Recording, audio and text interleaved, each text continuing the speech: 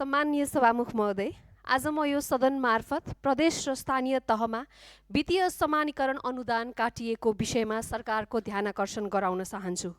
पुराना सरकारले गरेको त म बुझ्न सक्छु, तर यो प्रोग्रेसिभ मानिएको सरकारले पनि त्यही स्थितिलाई निरन्तरता दिँदा म अचम्मित पनि परेको छु। सम्माननीय सभामुख महोदय, नेपालको संविधान धारा 251 ले राष्ट्रिय प्राकृतिक स्रोत तथा वित्त आयोगको भूमिका र अधिकारलाई स्पष्ट रूपमा परिभाषित गरेको छ। विशेषतः वित्तीय समानीकरण अनुदानको सिफारिस गर्ने विषयमा तर वर्तमान सरकारको हस्तक्षेपकारी प्रवृत्तिले यस संवैधानिक संस्थाको स्वायत्तता र औचित्यतामाथि पनि गम्भीर प्रश्न खडा गरेको छ, जसरी पछिल्ला सरकारहरूले गरेका थिए। हरेक आर्थिक वर्षको अन्तमा अग्रिम रूपमा सङ्घ सरकारले स्थानीय सरकारलाई पठाएको सिलिङमा 10 देखि 25% सम्मको कटौती गर्दा स्थानीय तहमा कार्य सम्पादन भइसकेका फाइलहरू स्रोत अभावमा भुक्तानी हुन पाउँदैनन्। उक्त भुक्तानी नदिँदा त्यो पाउने व्यक्ति वा कम्पनीले कसरी स्वीकार गर्छ? तसर्थ पालिकाले G2G कबुल गरिएका यस्ता दायित्वहरू भुक्तानी नहुँदा वा बीचमा कटौती गर्दा स्थानीय सरकार ठुलो मारमा परेका छन्।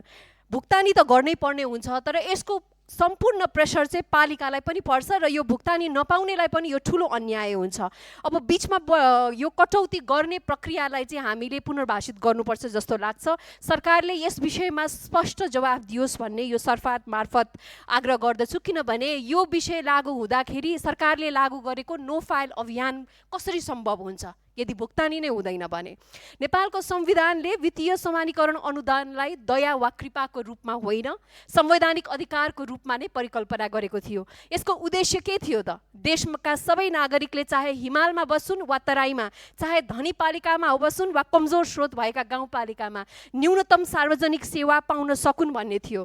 तर आज अवस्था के छ? स्थानीय तहहरू शिक्षकको तलब धान्न सङ्घर्ष गरिराखेका छन्, सिँचाइमा समस्या छ, स्वास्थ्य चौकीमा औषधि छैनन्, ग्रामीण सडकहरू अधुरा छन्, विपद व्यवस्थापनका कार्यक्रमहरू ठप्प छन्। आज स्थानीय सरकारहरूलाई संविधानले शिक्षा, स्वास्थ्य, कृषि, स्थानीय पूर्वाधार, विपद व्यवस्थापनको जिम्मेवारी दिएको छ, तर जब स्रोत नै काटिन्छ भने ती जिम्मेवारी कसरी पुरा गर्न सक्छ? सरकारले स्थानीय सरकारलाई असफल देखाउन खोजेको हो त?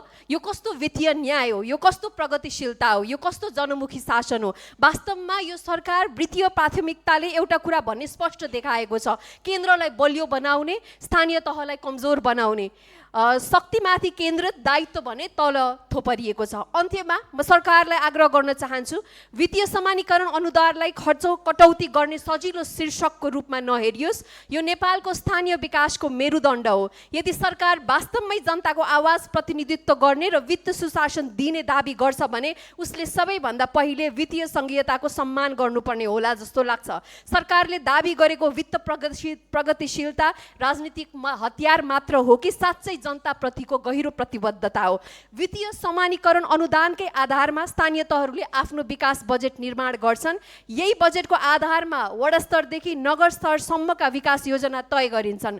तर सशर्त अनुदान अत्यन्त जटिल, सीमित र केन्द्रमुखी भएकाले स्थानीय आवश्यकता अनुसार योजना कार्यान्वयन गर्न निकै कठिन छ। त्यसैले स्थानीय सरकारलाई बढी स्वायत्त, उत्तरदायी र जनमुखी बनाउन वित्तीय समानीकरण अनुदान वृद्धि गर्नु आवश्यक छ भने सशर्त अनुदानलाई क्रमशः घटाउँदै लैजानु आजको प्रमुख प्राथमिकता हुनुपर्छ। यो समस्याले देशभरिका पालिकाहरूलाई र प्रदेश